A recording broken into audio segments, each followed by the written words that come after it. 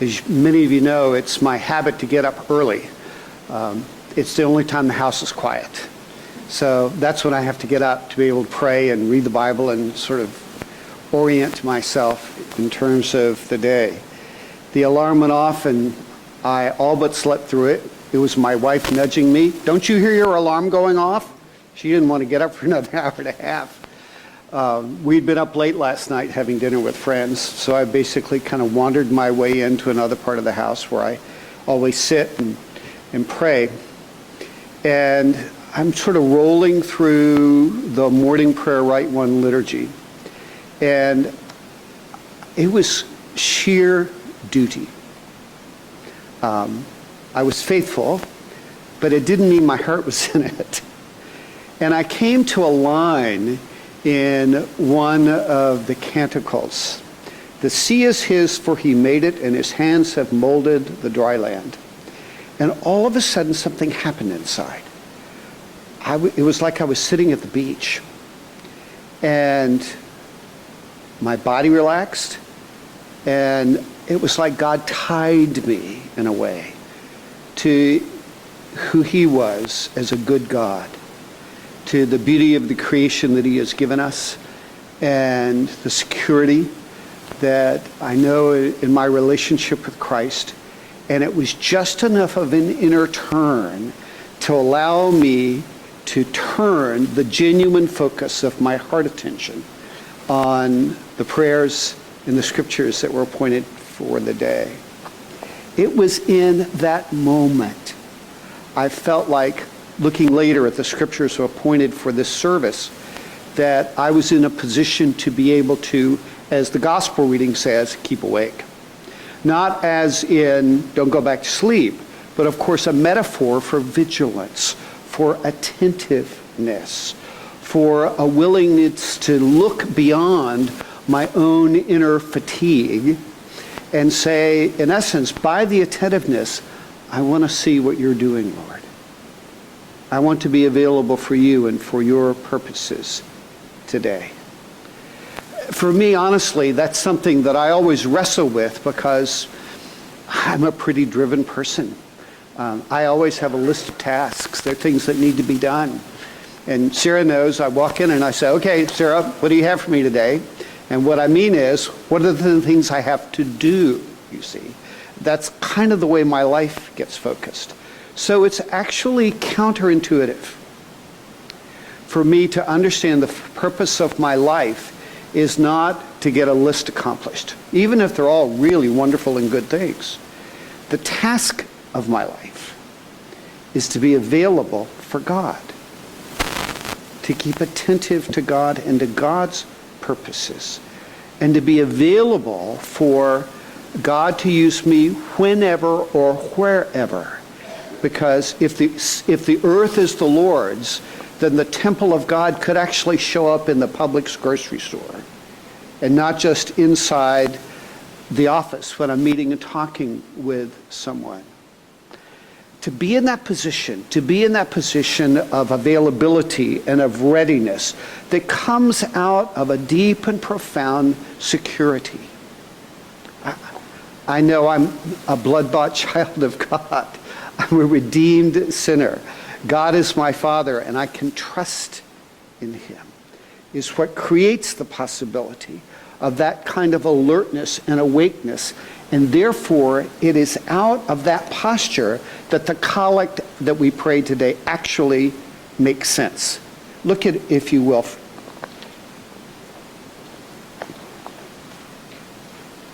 Now, this is the plea of an intercessor. An intercessor who's praying for God to do something in the life of God's church. And it's a cry out of the heart. The more I read Cranmer's collects, and the more I understand that there's a heart emphasis that flows through the liturgy that really is a part of Cranmer's gift to Christianity, and Anglicanism in particular, that I can see as I read these things, in essence, the cry of a Christian heart. Grant, O Lord. In other words, will you please do this out of your mercy, O God? take your church, being together in unity by your Holy Spirit, a unity that only you can accomplish, because you're the ones that unite us across many tongues and classes and educational levels and races. And do what? Show forth your power among all people. That's a blatant prayer for God to move visibly and miraculously in a way that actually causes people to see and to know the glory of God in Jesus Christ. This is not, in essence, what you and I usually think of as church as usual. But the answer to that prayer, more often than not, comes through the lives of men and women who enter into the day available for God to use them, and are willing to do so regardless of the price. All of us have juncture points in our lives where the will of God is in front of us, and then there's something that our heart would prefer. And if I choose the needs of my heart over the sacrificial, because it's always sacrificial, call, then in that sense what I'm really doing is turning, and not in a good way, toward understanding that the role and the purpose of my life is in fact my own self-fulfillment. And it could be a really fine and good thing. First, let me go and bury my father. The cry of those whom Jesus says, come and follow me. But what God is doing in each of those circumstances is in fact refining our hearts so that there is even a greater, wider space within us for the flow of the Holy Spirit to begin to happen, because we have really begun to live into a place that says, no sacrifice is too great. I want to be a part of the glory of God.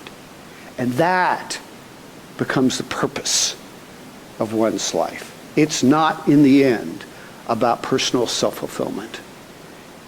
And that makes this call sacrificial, often difficult, with tears and pain, all of which you see in the New Testament, by the way, both in what we see in Jesus, but also in all of the apostles. There's a sacrifice to this that actually makes room and allows us to be a part of what it is that God is doing, in a way that the person, though a believer, living a self-satisfied life, pursuing one's own ambitions, they just never get to be a part of something like that, unless God, by his mercy, literally intervenes and turns them back. So to pray, okay, God, gather us together in unity. Show forth your power among all people. Asks of us, Lord, work in me the kind of availability and watchfulness that I can be a part of what it is that you are doing. And that wherever that takes me, whatever that asks of me, give me the grace, Lord Jesus, because I know how I get drawn into these places.